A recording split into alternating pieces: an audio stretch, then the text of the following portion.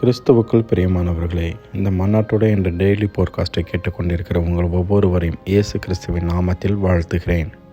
சங்கீதம் 135 அதிகாரம் 19-20 வசனங்கள் இப்படியாக கூறுகிறது. இஸ்ரவேல் குடும்பத்தாரே, கர்த்தரை ஸ்தோத்தரியுங்கள். ஆரோன் குடும்பத்தாரே, கர்த்தரை ஸ்தோத்தரியுங்கள். லேவி குடும்பத்தாரே, கர்த்தரை ஸ்தோத்தரியுங்கள். கர்த்தருக்கு பயந்தவர்களே, கர்த்தரை ஸ்தோத்தரியுங்கள் என்பதாக. ஸ்தோத்தரியுங்கள், bless and praise the Lord என்ற தலைப்பின் கீழ் இன்றைய மன்னாவை நாம் தியானிக்கப் போகிறோம்.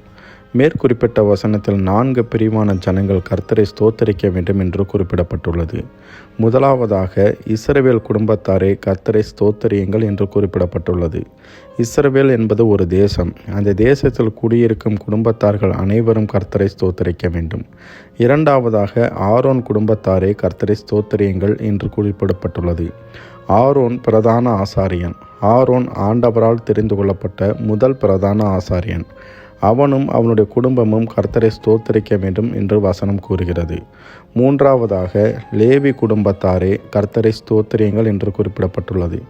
லேவி என்பவன் யாக்கோபு லேயாளுக்கு பிறந்த 6 குமாரர்களில் 3ஆவதாக பிறந்தவன். ஆரோன், மோசே மற்றும் மிரியாம் போன்றவர்கள் லேவி கோத்திரத்தில் வந்தவர்கள். தேவன் சொன்னார், நான் லேவியரை இஸ்ரவேல் புத்திரரிலிருந்து எடுத்துக்கொண்டேன். அவர்கள் என்னுடையவர்களாக இருக்கிறார்கள். அவர்கள் ஆரோனுக்கு பணிவிடை செய்ய கடவர்கள் என்பதாக. அவர்களும் கர்த்தரை ஸ்தோத்தரிக்க வேண்டும் என்று எழுதப்பட்டிருக்கிறது. நான்காவதாக கர்த்தருக்கு பயந்தவர்களே, கர்த்தரை ஸ்தோத்தரியுங்கள் என்று குறிப்பிடப்பட்டுள்ளது. அவருடைய வசனத்துக்கு நடுங்குகிறவனையே நான் நோக்கி பார்ப்பேன் என்று கர்த்தர் சொல்கிறார்.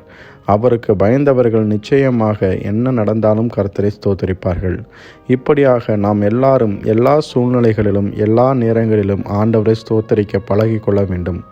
தாவீது சொல்கிறான், கர்த்தரை நான் எக்காலத்திலும் ஸ்தோத்தரிப்பேன் என்பதாக.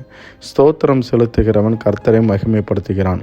ஒரு ஊழியக்காரர் சொன்னால், யாருக்கு எல்லா சூழ்நிலையிலும் முறுமுறுக்காமல் ஸ்தோத்திரம் செலுத்துகிற உள்ளம் இருக்கிறதோ அவர்களுக்கு கர்த்தர் ரகசியங்களை வெளிப்படுத்துகிறார் என்பதாக.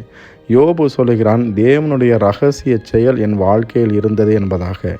கர்த்தர் உங்கள் வாழ்க்கையில் செய்த நன்மைக்காகவும் செய்ய போகிற நன்மைக்காகவும் இப்பொழுதே ஸ்தோத்திரம் செய்யுங்கள். அப்பொழுது கர்த்தர் உங்களுக்கு அளவில்லாத கிருபைகளை தந்தருளுவார். எருசலேமில் வாசம் பண்ணுகிற கர்த்தருக்கு சீயோனிலிருந்து ஸ்தோத்திரம் உண்டாவதாக. அல்லேலூயா. கர்த்தர் தாமே உங்கள் ஒவ்வொருவரையும் ஆசீர்வதிப்பாராக. ஜெபம் செய்வோமா? அன்பின் பரலோக தகப்பனே, இந்த மன்னாட்டுடைய இந்த டெய்லி பாட்காஸ்ட்டை கேட்டுக்கொண்டிருக்கிற உம்முடைய பிள்ளைகள் ஒவ்வொருவரையும் கர்த்தர் தாமே ஆசீர்வதிப்பீராக. உம்முடைய பிள்ளைகள் எல்லா சூழ்நிலைகளிலும் உம்மை ஸ்தோத்தரிக்க பழகி கொள்ளட்டும் என்று சொல்லி ஜெபிக்கிறேன். ஆண்டவரே, ஒரு நாளும் ஒருபோதும் ஆண்டவரே உம்மை கேள்வி கேட்காமல் முறுமுறுக்காமல் ஸ்தோத்திரம் செலுத்துகிற இருதயத்தை, நன்றி செலுத்துகிற இருதயத்தை ஒவ்வொருவருக்கும் தந்தருளுவீராக என்று சொல்லி ஜெபிக்கிறேன். இந்த நாள் உம்முடைய பிள்ளைகளுக்கு ஆசீர்வாதமாக இருக்கட்டும். கையிட்டு செய்கிற அனைத்து காரியங்களிலும் தேவனுடைய ஆசீர்வாதம் அளவில்லாமல் இறங்கட்டும் என்று சொல்லி ஜெபிக்கிறேன். ஆண்டவரே, போக்கிலும் மரத்திலும் உடனிருப்பீராக. ஆட்டுக்குட்டியானவருடைய இரத்தத்திற்கு ஒவ்வொருவரையும் ஒப்பு கொடுத்து ஜெபிக்கிறேன். இயேசுவின் நாமத்தில் கேட்கிறேன், எங்கள் ஜீவனுள்ள நல்ல பிதாவே. ஆமேன், ஆமேன்.